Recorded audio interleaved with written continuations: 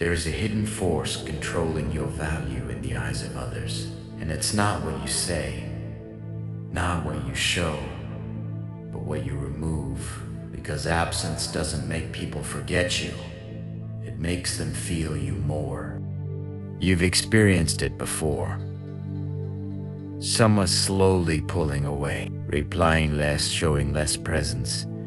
And instead of losing interest, you felt something stronger. Attention, a curiosity, a quiet obsession growing in the background, while someone else gave you attention. Consistency, warmth, and somehow it felt weaker. You told yourself you wanted closeness, connection, certainty, but your emotions reacted differently. You checked your phone more. You replayed conversations. You wondered what changed, what you did wrong, what they were thinking. And without noticing, your mind became occupied by someone who was no longer fully there. This is where psychology reveals something uncomfortable. Your mind is not designed to value what is always available. It is designed to chase what feels uncertain, because uncertainty creates mental loops, and those loops create attachment. Carl Jung believed that what is hidden activates the unconscious. What is absent becomes projected, filled with meaning that may not even exist. When someone is present all the time, your brain relaxes. It stops searching. But when someone withdraws, your brain starts working, analyzing, imagining, creating stories, trying to regain control. And in that process, the person who is absent becomes larger in your mind than they ever were in reality. Freud would say this is tension. Desire is not built on satisfaction. It is built on delay, on resistance, on the space between wanting and having. The longer that space exists, the stronger the desire becomes, and absence stretches that space in a way nothing else can. Behavioral psychology explains it even more directly. Unpredictable rewards create the strongest addictions. When you don't know when someone will respond, when you don't know how they feel, your brain keeps seeking resolution, just like a gambler pulling the lever again and again, hoping this time will be different. And now comes the darker truth. Absence is not just distance, it is power. Because the one who is less available controls the emotional rhythm. They decide when connection happens, when attention is given, when silence takes over, and the one who waits becomes emotionally dependent on those moments. This is why people who disappear without explanation often become unforgettable. Not because they were special, but because they left a question unanswered. And the human mind hates unfinished stories. It will replay them, rewrite them, and keep them alive far longer than something complete. Friedrich Nietzsche hinted at this when he suggested that humans are drawn not just to pleasure, but to intensity, even if that intensity comes from confusion, longing, or emotional instability. Absence creates intensity.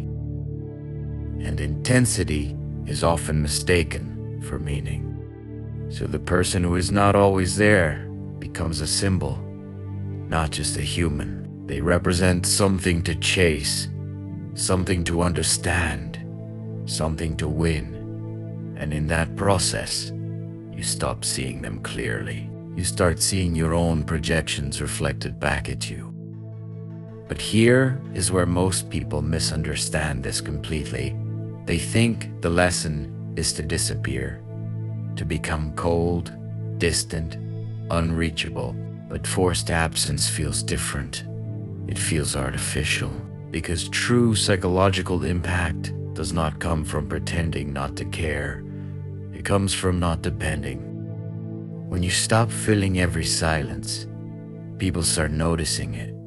When you stop over-explaining, people start wondering. When you are not always available, your time gains weight, and that weight changes how others perceive you.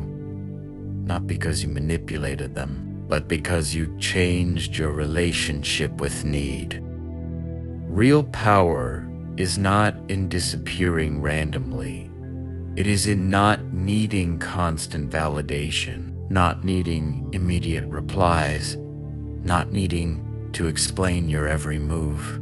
It is in being comfortable with space, because when you are not chasing, your presence becomes optional, and optional becomes valuable. And here is the paradox. The more you try to be remembered, the more you are ignored, but the more you become comfortable being absent, the more your presence is felt. Because value is not created through constant exposure, it is created through contrast. Absence, when used consciously, is not a game. It is a signal. It tells the world that your attention is limited, that your energy is not given freely to everyone, and that creates a natural filter. People begin to lean in, not because you pushed them, but because you created space for them to move. Think about music. Silence is what gives sound meaning. Without silence, everything becomes noise. And in the same way, without absence, presence loses its impact. It becomes expected, predictable, and eventually overlooked. So the real question is not how to make people miss you. The real question is why you feel the need to always be there. Why silence feels uncomfortable. Why distance feels like loss. Because often the fear of absence reveals a deeper fear, the fear of being forgotten. And once you understand this, everything changes. You stop trying to hold attention. You stop trying to secure every connection. You start allowing space to exist. And in that space, you see clearly who moves toward you and who doesn't. Because absence does something powerful. It reveals truth. It removes the illusion created by constant interaction. It shows you who values you without reminders, who thinks about you without prompts, who reaches out without being pulled. And in the end, absence is not about making others feel something. It is about discovering what is already there. Because when you step back, you don't lose people, you reveal them.